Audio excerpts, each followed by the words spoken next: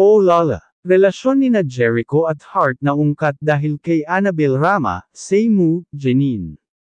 Biglang uminit ang eksena sa showbiz world matapos muling ungkatin ni Annabel Rama ang dating relasyon nina Jericho Rosales at Hart Evangelista.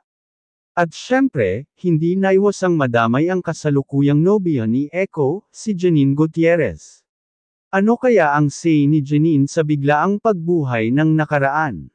Throwback na hindi inasahan. Habang abala ang lahat sa kasalukuyang sweetness overload nina Echo at Jenin, nagulat ang publiko nang sa isang panayam ay pasimpleng nabanggit ni Annabel ang matagal ng isyung Hart at Jericho. Ayon sa veteran talent manager, sayang yung mga naunang relasyon ni Echo, pero ganyan talaga ang buhay. Bagamat walang direktang pangalan na binanggit, obvious naman sa mga fans kung sino ang pinapatungkulan, lalo't Hart at Echo ang isa sa pinakasikat na love team noon. Seymour, Jenin. Tahimik pero matapang, ganyan ang naging reaksyon ni Jenin sa mainit na isyu.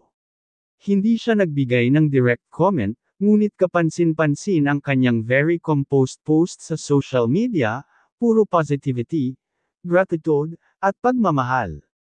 Kung may nagbabaka sakaling maapektuhan siya, tila hindi ito pinatulan ni Jenin.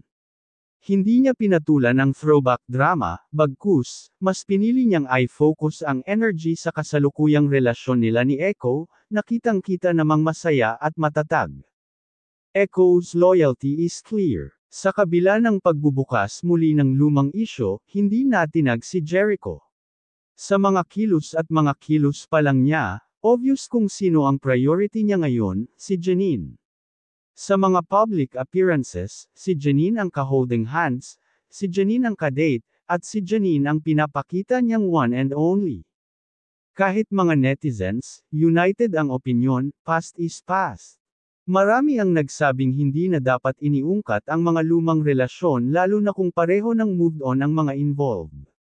Para sa kanila, mas exciting suportahan ang blossoming love story nina Jericho at Jenin, dahil fresh, genuine, at punong-puno ng real love ang nakikita nila ngayon. Kaya naman sa kabila ng mga pa-under at paaring, mukhang unshakable ang hashtag Echo9. Kung saan sila masaya, doon din ang fans, all out support, all out love.